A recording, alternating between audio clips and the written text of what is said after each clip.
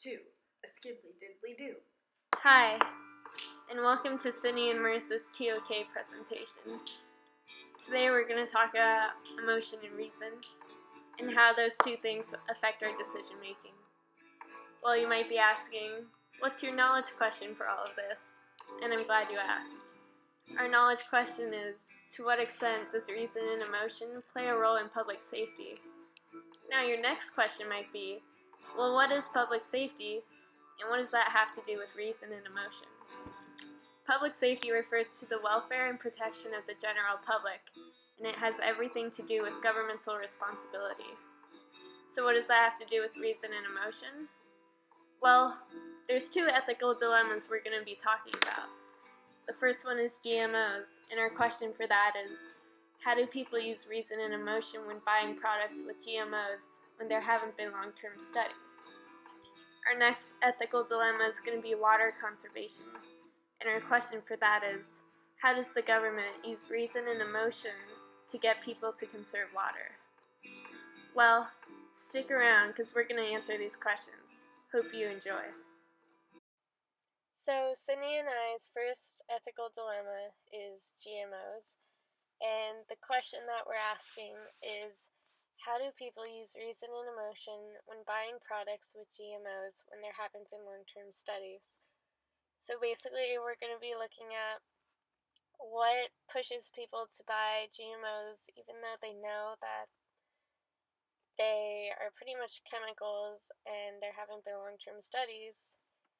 We're going to find out if reason or emotion plays a greater role in this. And yeah, you're going to find out about that soon as I finish writing this. Because I needed to buy up time. Because I don't know why, and it's all my fault, and I'm sorry. I'm so sorry. Whatever, just listen to Sydney talk, because she's really good at what she's doing, and she's gonna say a lot about it, and I hope you enjoy it. We're almost done writing. It's okay. Please listen to this. Thank you. For our first public safety question, we would like to talk about GMOs, a rising question in America about what is a GMO. A GMO is a genetically modified organism. They are commonly seen in our foods now that they are being made in corn and in soybeans. A major company that makes GMOs is Monsanto. Monsanto has been injecting chemicals to modify these plants. The question is, how does this affect human body, and how, if there aren't studies, is it condemned as safe? So asking the question, what is a GMO? This asks the question, what do they add to make it genetically modified? They add chemicals, such as BT and Roundup Ready.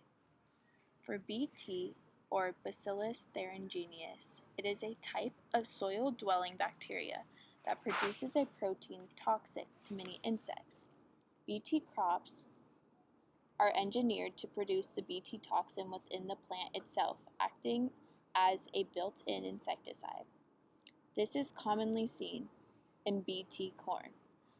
It is used to repel insects such as the caterpillar that feeds on it.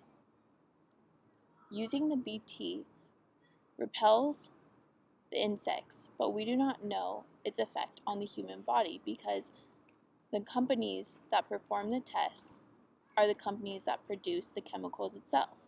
Another one is Roundup Ready crops, engineered to resist weeds. The active ingredient in Roundup herbicide is glyphosate, a commonly used weed killer. This is mainly used in Monsanto's soybean. However, this weed killer has had the opposite effect. Many weeds are becoming resistant to Roundup Ready. This is causing problems for Monsanto and for people because now farms are being infested with super strong and resistant weeds. So if most people aren't confident in what a GMO stands for, then why would they buy it? At least in America, our society is under the influence that bigger is better. But is this really true in all cases? Monsanto and other companies that use GMOs try to argue that yes, in this case, bigger is better, because it leads to more sustainable farming and can feed more people. This appeals to people's emotional side, because Monsanto tries to get people to believe that they are taking the next step in ending world hunger. Companies like Monsanto rely heavily on the claim that genetically modified crops will solve world hunger. Monsanto's marketing strategy says it all: produce more, conserve more, improve lives. However, if people weren't so heavily swayed by the call to action to stop world hunger, then reason could argue that according to U.S. Department of Agriculture Economic Research Service released a report on GMOs, which found no increase in yield potentials for genetically modified crops in the past 15 years. This would suggest that GMOs are not the most reasonable use of our resources, and that organic farming would actually be more reasonable. The report also stated that yields of herbicide-tolerant or insect-resistant seeds may be occasionally lower than yields of conventional varieties. This supports that Monsanto tries to appeal to our emotional aspect. However, if people used reason, they would see that Monsanto's claims are not justified. Just by looking at the FDA, we can see that this claim about feeding more people might not be the reality. Companies that sell GMOs use reason to get you to buy their product. This is illustrated in the picture depicted below. In this illustration, a consumer begins to question, I wonder what they don't want me to know if GMOs aren't labeled. Moments later, this same customer reasons away. The government and the FDA would not allow him to eat a product that is harmful. People use reason to convince themselves that the FDA wouldn't allow them to consume something that is damaging to their health. And although Monsanto wants you to believe this, they do not want people to use reason beyond this extent. This is clear by companies pushing to hide GMOs on food labels. According to the article, What Are We Eating?, 64 countries with over 40% of the world's population already label genetically engineered foods, including the entire European Union. China labels genetically engineered foods as well. The same companies that fight GMO labeling in the US formulate or label GMOs in the food they sell overseas. Why do they afford non-citizens transparency when they've spent over $100 million to keep us from knowing what's in our food here in the US? This clearly illustrates that even though companies like Monsanto that genetically modify their food want us to believe that the product is safe, they don't want people to further explore what GMOs are and why they aren't put in our foods. This is why companies like Monsanto depend more on emotional appeal than on reason. A study that depleted the credibility of Monsanto was the Paris study. French teams claim best-selling brand of GMO corn caused tumors and multiple organ damage in rats. Between 50 to 80% of female rats developed large tumors by the beginning of the 24th month of the study, with up to 3 tumors per animal. Only 30% of the controlled rats developed tumors. Up to 70% of females died prematurely, compared with 20% in the control group. Tumors in rats of both sexes fed the GMO corn were 2 to 3 times larger than in the control group. The large tumors appeared in females after 7 months, compared to 14 months in the control group. The team said the tumors were deleterious to health due to a very large size, making it difficult for the rats to breathe and causing digestive problems. This shows that Monsanto does not want you to use reason, because if you furthered your exploration into the facts of Monsanto, you would see that their studies do not last very long enough to show the results seen here. You can solve this though by a real life experience like me and Marisa. We go to the farmer's market. This is why I go to the farmer's market, because they sell GMO-free produce. It is clear that reason plays little in people's decision in buying GMO products, because people trust the government and are drawn in by the belief and excitement that bigger is better. So, our second ethical dilemma that we decided to talk about is water conservation. Our question that goes with this is, how does the state of California use reason and emotion to get people to conserve water?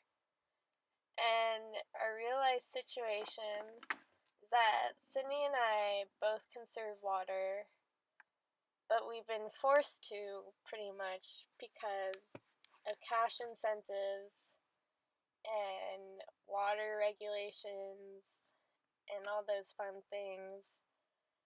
So we're going to look to see whether or not reason or emotion plays a greater role in getting people to conserve water, and how this is an ethical dilemma. Thanks for watching. So our second ethical dilemma has to do with water conservation, and our real life situation has to do with Sydney and I being affected by the government's use of reason and emotion on how we conserve water and to what extent we've been conserving water. But first of all, let me give you a little background information on this topic. Droughts are a recurring weather condition in California because of our desert landscape, and according to CBS News, California is entering its fourth year of a record-breaking drought. Because of this, the state of California has issued water conservation efforts throughout the state, particularly toward residents in Southern California. Residents are being asked to conserve water as much as possible, and some water agencies are even taking it a step further by implementing extra charges on their customers if they go over their monthly water allowance.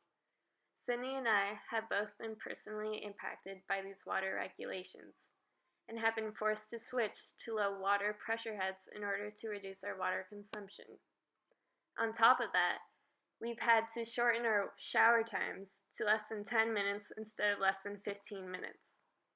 While this has reduced the amount of water we consume monthly and has also lowered our monthly water bills, we've noticed that this hasn't really helped the drought at all. In other words, Sydney and I have both been affected by the government's use of reason and emotion in conserving water during this drought. However, our research in this ethical dilemma has led us to believe that water conservation from California residents would not make a difference in reversing the effects of this drought. So how does the state of California use reason and emotion to get people to conserve water? And is there a difference between residents conserving water because of reason, or rather are they using emotion to impact their decision in using less water? One way the government uses reason to influence residents in Southern California is through cash incentives, such as rebates. Water agencies, including the Municipal Water District of Orange County and the Metropolitan Water District of Southern California, are water agencies that give rebates to residents that remove turf. This cash incentive, which can be up to $2 per square foot, is an ethical dilemma and can be seen as being controversial for people who live in low-income communities.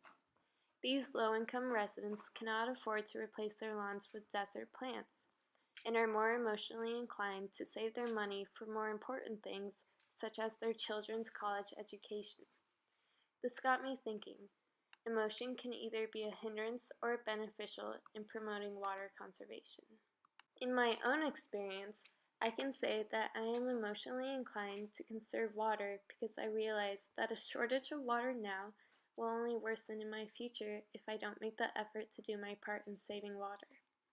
If everybody thought this way, and looked at the future state of our water level and its effect on their finances, then more people would be influenced by their emotion in wanting to be financially stable in their future and would conserve water now because of it. In this case, it is a reasonable decision to conserve water by redoing your yard and getting a return on your investment from water agencies. However, our desire to be financially stable in case water levels get worse is driven by our emotions. In other words, reasoning gives the reason and emotions give the motivation. Conserving water, or not conserving water, is influenced by our emotions. People either want to save their money for more important things now, or people want to redo their lawn and stay financially stable in their future. My counter to this claim is that there are other things that affect a person's decision to save water, rather than simply cash incentives giving them a reason and emotions motivating them to put their reasoning to action. It would be foolish to say that decision making is only influenced by reason and emotion. People are influenced by their surroundings and how they interpret what they are told by people in places of authority as well. One must determine if the information they are given is truthful and would actually be beneficial for them to listen to. Because of California's drought, our State Water Resources Control Board has told water agencies to give progress reports to their customers on how well they are conserving water. This technique provides customers with information on not only their progress, but their neighbors' progress as well.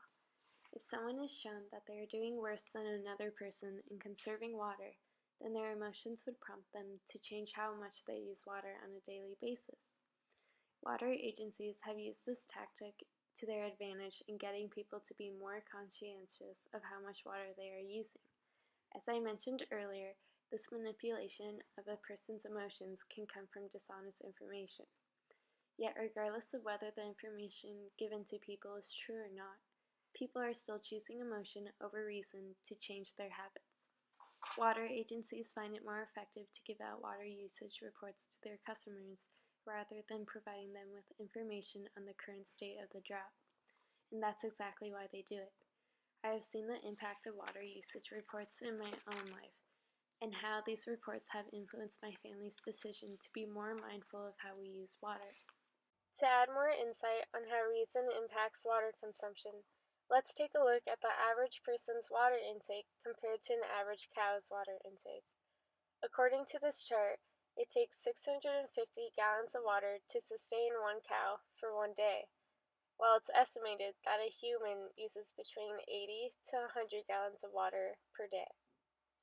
According to Matthew Green, a leader of KQED's News Education Project, roughly 80% of all water resources are used for agriculture, and the remainder of that percentage is split between residential and commercial or industrial uses.